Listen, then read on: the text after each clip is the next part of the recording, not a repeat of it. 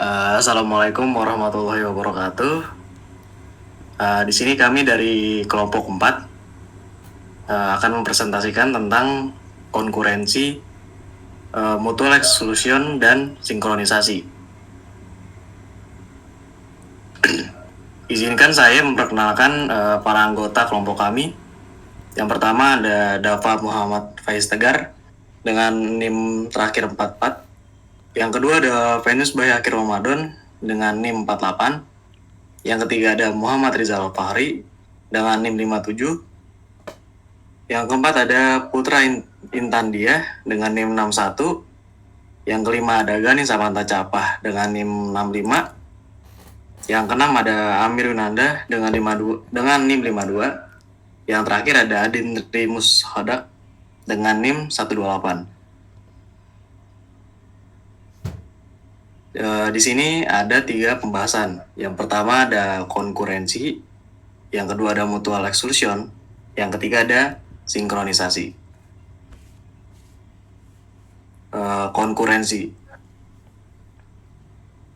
Konkurensi adalah dasar utama dalam perancangan sistem operasi. Proses-proses dikatakan bersaing jika mereka, atau lebih dari satu proses, berjalan secara bersamaan. Meskipun proses-proses bersaing dapat beroperasi secara independen satu sama lain, mereka juga dapat berinteraksi satu sama lain.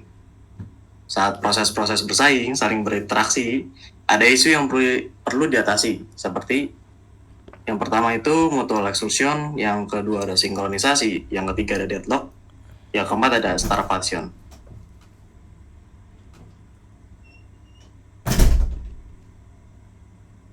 Oke, selanjutnya itu ada mutual exclusion.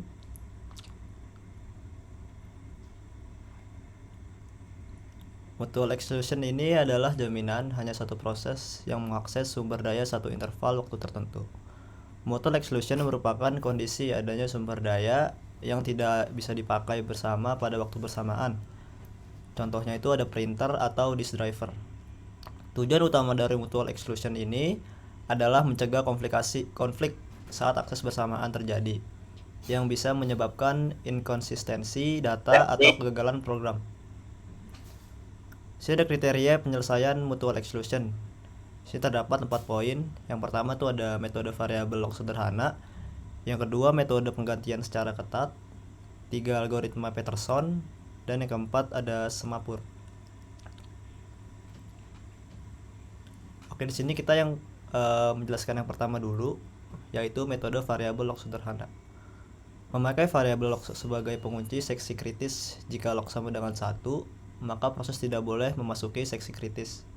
Jika log sama dengan 0, maka proses dipersilakan memasuki seksi kritis dan segera mainset. Log sama dengan 1 agar proses lain tidak memasuki seksi kritis. Masalah proses paralel terjadi pada instruksi dasar, sehingga tidak dapat dipaksa. Suatu proses tidak memasuki seksi kritis proses yang duluan masuk sebelum sempat mainset variabel log. Lalu yang kedua, metode penggantian secara ketat. Menggunakan variabel turun dengan nilai yang berbeda antara suatu proses dengan proses yang lainnya. Masuknya proses-proses terjadi pada prosedur. Yang ketiga ada algoritma Peterson, algoritma pemrograman bersamaan untuk saling pengecualian yang memungkinkan 2 atau lebih proses untuk berbagi sumber daya sekali pakai tanpa konflik, hanya menggunakan memori bersama untuk berkomunikasi. Lalu yang terakhir itu ada semapur. Semapur adalah teknik penyelesaian mutex dengan memanfaatkan keyway. Semapur merupakan teknik manajemen memori tingkat sistem operasi yang dapat dipakai untuk mengelola alokasi dan penggunaan sumber daya memori. Singkatnya, ini memungkinkan beberapa thread atau proses untuk berbagi akses ke sejumlah sumber daya terbatas, seperti blok, memori, atau kunci.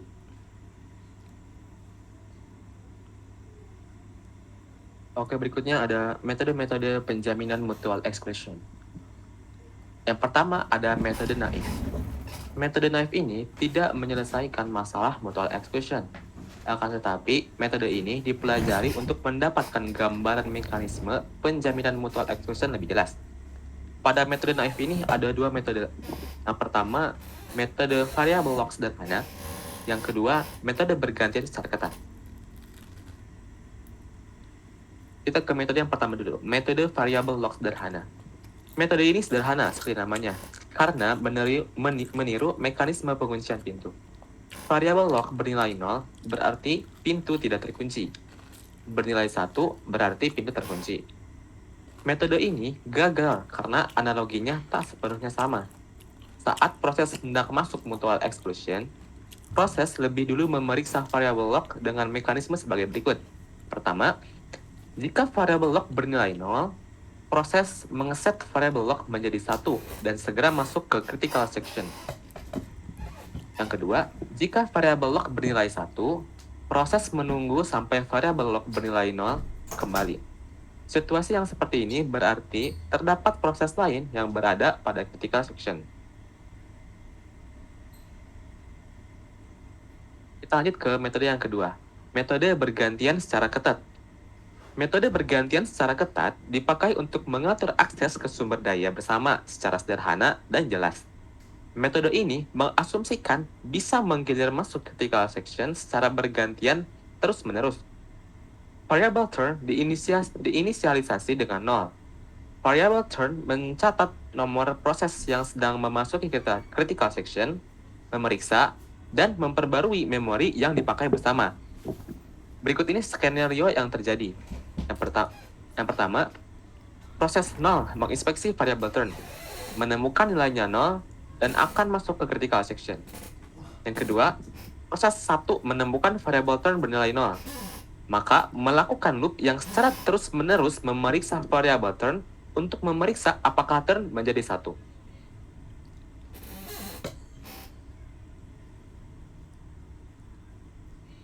Kemudian yang metode kedua ada metode untuk situasi tertentu. Metode ini mengasumsikan dapat menggilir proses-proses yang hendak masuk critical section secara bergantian, secara terus-menerus. Variable turn mencatat nomor proses yang sedang masuk critical section. Variable turn diinisialisasi 0. Skenario yang terjadi adalah yang pertama, proses 0. Memeriksa variable turn bernilai 0 akan masuk critical section. Yang kedua, proses 1. Menemukan variable turn bernilai 0, melakukan loop, memeriksa variable turn terus-menerus, memeriksa apakah turn telah bernilai 1. Kondisi mengecek variabel terus-menerus, menunggu hingga nilai muncul disebut busy waiting. Jika busy waiting terlalu lama, cara ini harus dihindari karena menyiapkan waktu pemproses.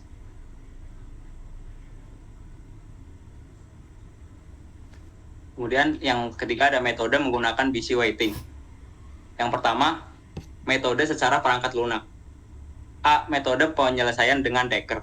Metode mutual exclusion secara perangkat lunak sukses pertama kali diberikan Decker. Algoritma Decker adalah algoritma rumit untuk menyelesaikan mutual exclusion. Algoritma ini memiliki properti-properti berikut. Yang pertama, tidak memerlukan instruksi perangkat keras khusus. Yang kedua, proses yang beroperasi di luar critical section tak mencegah proses lain ke critical section. Yang ketiga, proses yang ingin masuk critical section akan segera masuk bila dimungkinkan.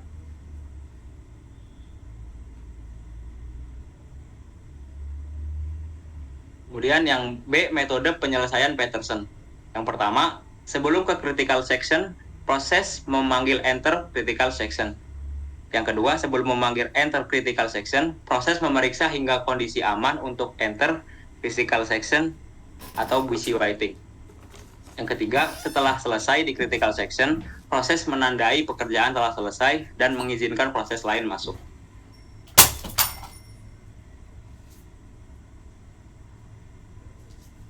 Kemudian yang kedua, metode dengan dukungan perangkat keras. A. Metode pematian interupsi. Suatu proses mematikan interupsi ke pemproses dan akan masuk critical section. Proses kembali mengaktifkan interupsi segera setelah meninggalkan critical section. Cara pematian interupsi mengakibatkan, yang pertama, pemproses tak dapat beralih ke proses lain karena interupsi clock dimatikan, sehingga penjadwal pun tidak dieksekusi. Yang kedua, proses memakai memori bersama tanpa takut intervensi proses lain, karena memang tak ada proses yang dieksekusi saat itu.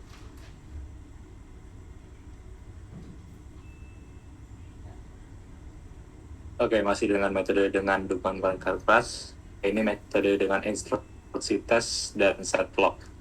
Instruksi setlock membaca isi memori ke register dan menyimpan nilai bukan 0 ke alamat memori tersebut. Jadi ada proses yang mengakses memori hingga instruksi berakhir. Prosesan yang mengeksekusi TSL mengunci bus memori hingga mencegah proses lain mengakses memori. Dengan instruksi TSL, maka dapat memakai flag untuk koordinasi pemakaian memori bersama.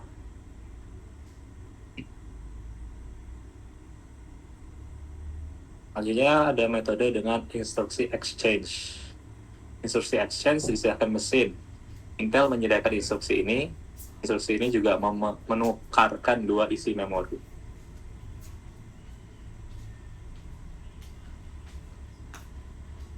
Dan untuk metode yang ketiga yaitu metode dengan dukungan semafor. Karena ada kelemahan yang tak dapat diterima dari metode busy waiting, maka perlu cari metode lain.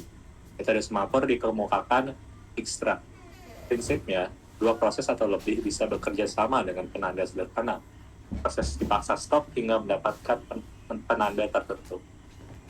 Semafor memiliki dua properti, yaitu pertama ada semafor yang dapat diinisialisasi dengan nilai non-negatif. Kedua, dapat dua operasi yakni down and up.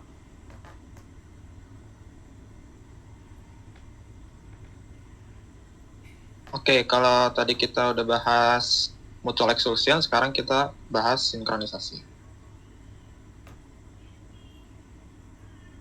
Ya, sinkronisasi itu adalah pengaturan proses secara bersamaan untuk menyesuaikan waktu dan data. Selain itu, sinkronisasi juga dapat mencegah ketidakkonsistenan akibat akses data secara konkuren. Tujuan dilakukannya sinkronisasi ini untuk mendapatkan hasil yang sesuai dan konsistensi data yang terjaga. Nah, di sini ada contoh gambar dari sinkronisasi ya. Ada beberapa proses, ada proses 1, proses 2, proses 3.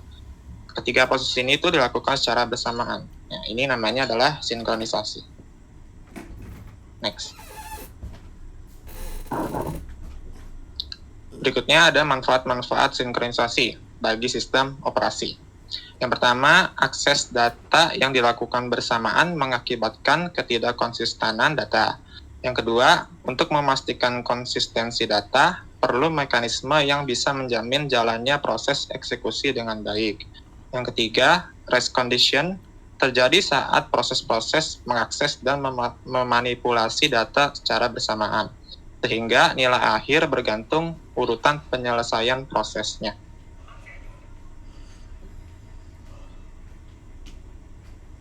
Yang pertama, problem critical section.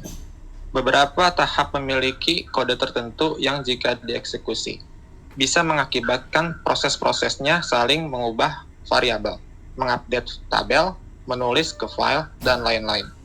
Hal ini dapat menghadirkan resiko race condition bagi proses-prosesnya.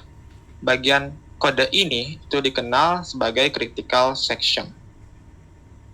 Masalah pembaca dan penulis menggambarkan lebih dari satu proses mengakses basis data atau database yang sama. Misal, konteks sistem reservasi penerbangan. Ada database besar yang proses-prosesnya bersaing melakukan operasi baca dan tulis pada database-nya. Prosedur sistem database-nya ada dua.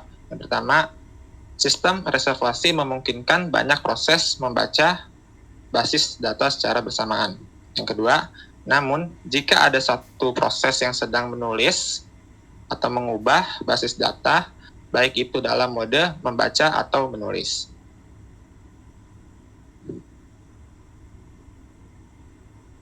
Berikut komponen-komponen dari critical section.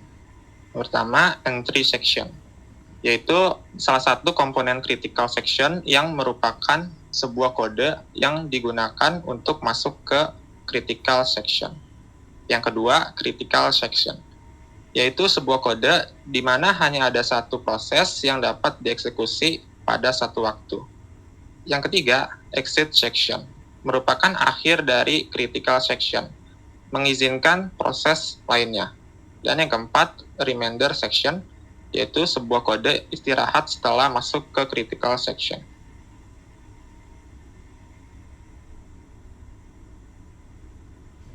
Lanjut. problem critical section. Berikut aturan yang harus dipenuhi untuk menyelesaikan masalah critical section. 1. Mutual exclusion.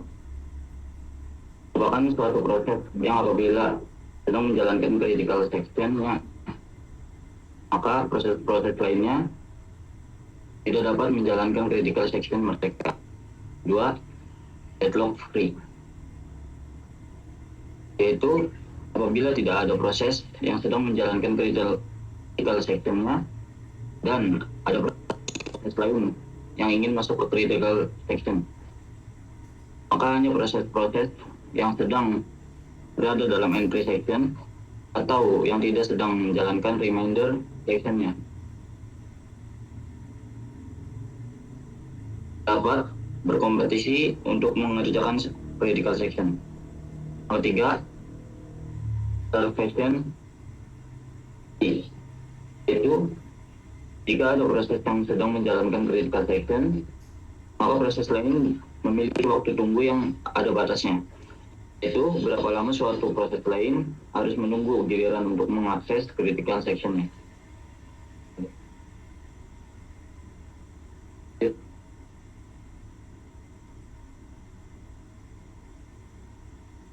Lanjut.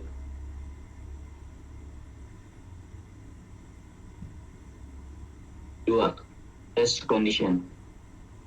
Test condition terjadi saat beberapa proses akses dan memanipulasi data secara bersamaan yang dapat mempengaruhi nilai terakhir dari data berdasarkan urutan penyelesaian proses-proses tersebut.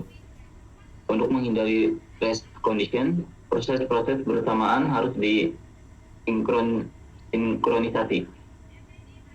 Seperti dalam sistem Teamscholar, menggunakan penyimpanan bersama untuk mengatur tugas pencetakan tanpa konflik. Lanjut. Misal, Scholar Directory memiliki jumlah slot yang sangat benar. Diberi nomor 0, 1, 2, 3, 4, masing-masing mampu memuat satu berkas. Bayangkan bahwa ada dua variabel bersama, yaitu out yang menunjukkan berkas berikutnya yang akan dicetak, dan in yang menunjukkan slot kosong di directory. Kedua variabel ini dipakai untuk mengatur pencetakan berkas sistem Teamscholar. Misal, ada slot 0, 1, 2, dan 3 kosong. Artinya, berkas telah selesai dicetak. Sedangkan slot 4, 5, dan 6 sedang terisi dengan nama berkas yang masih menunggu dicetak.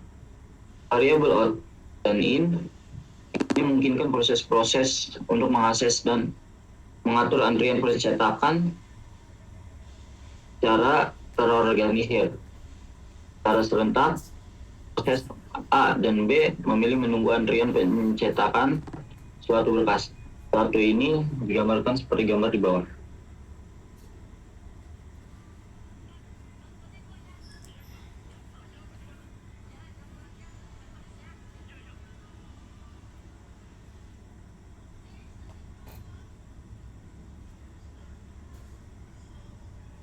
Ya, terima kasih. Sekian atas presentasi dari kami. Kurang lebihnya mohon maaf. Wassalamualaikum warahmatullahi wabarakatuh.